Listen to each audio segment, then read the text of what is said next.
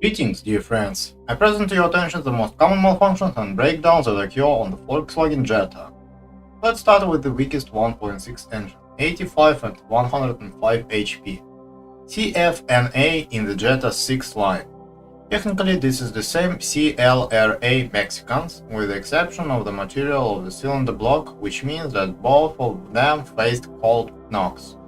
Many theories and conjectures have been put together on this topic. But one thing is clear from this.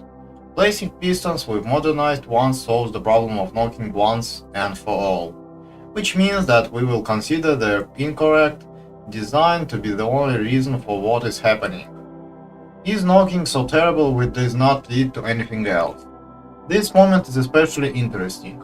Many motorists who did not consider this sound a defect sometimes drive 300 TkM without any problems. This is approximately the total resource of the CFNA engine.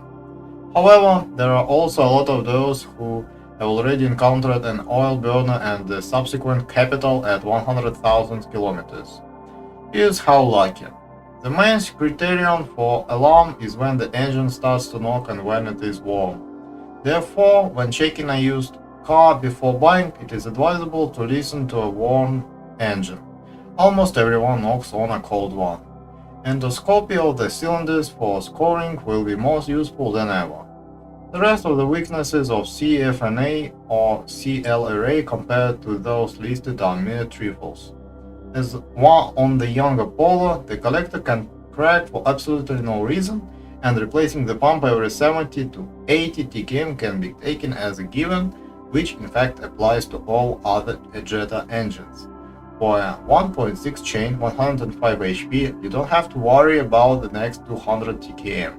Since 2015, the noisy outdated CFNA under the hood of the Volkswagen Jetta 6 has been replaced by a quiet 1.6 Vw belt 110 HP. The piston have subsided and it seems forever. It's only a pity that many people have a massageur, which, as in the case of the knocks of its predecessor, also does not lead to anything dangerous in most cases. I'm afraid that rumors about the propensity of turbo engines to break piston partitions are not rumors at all, but quite a reality. And the most dangerous in the regard will be the overinflated 1.4 TSI CAVA 150 HP, a little more reliable 1.6 CAXA 122 HP, and a relatively new 1.4 TSI CZDA engine 125 HP of the EA 211 series. One way or another, with varying degrees of probability, everyone risks getting into the capital. Once it's successfully refueled, buy new or better forget pistons. Nothing depends on the mileage of the car, the quality of service and refueling effects. The more skeptical you are about the scheduled oil and spark plug replacement dates, the smoother you press the gas pedal and the better you feel in gasoline. The less likely it is that a modern engine will not make you pay a gold coin for dynamics and fuel economy. Combines EA 111 Series 1.4 engines, CAXA and CAVA, and some other systematic problems and weaknesses. For example, a high-pressure fuel pump may start knocking, but at the same time work properly. There is already someone who will have enough nerves until the moment you break loose and buy a new pump. Turbine here and there often does not live up to 150 TkM, but there are many lucky ones who did not change the cartridge after driving to 100 TkM. Jamming of the actuator and damper drive occurs much earlier if the damper drive mechanism is not lubricated in time. The consequences and cost of their elimination from this car can completely different, from trifles to the cost of replacing the entire turbine housing. And of course, the chain. For turbocharged 1.4 TSI engines of the EA111 series, the native timing drive usually does not drive more than 100 TkM. It starts knocking at start-up. It is better to replace with starts, since they, being made in China, also wear out by this point and often become one of the reasons for premature stretching. As you can see, The reliability of the Volkswagen Jetta 6 directly depends on the selected engine. The characteristics of turbo engines are impressive, but the risk of spending a large amount of repairs are incomparable. Not be easy to decide when choosing a gearbox for a used Vw Jetta 6. It is clear that everyone wants a hassle-free car with an automatic transmission, but there you have to prioritize.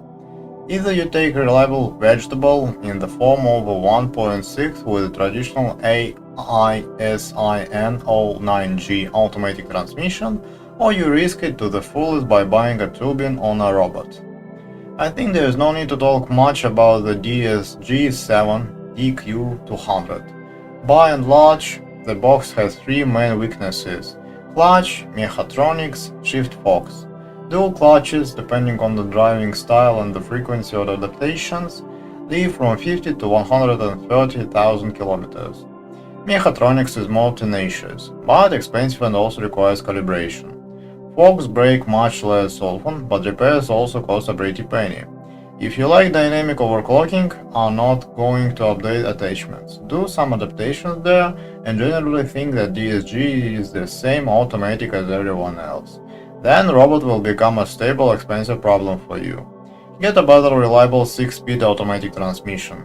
Accurate, technically savvy owners of the DSG-7 can serve 150 TKM without major investments.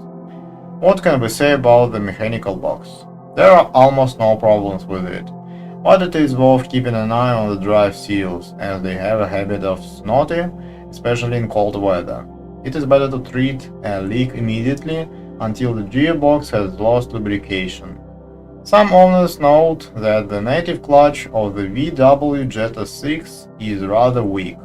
It is easy to set fire to it, and the friction clutch resource is often less than 150 TKM.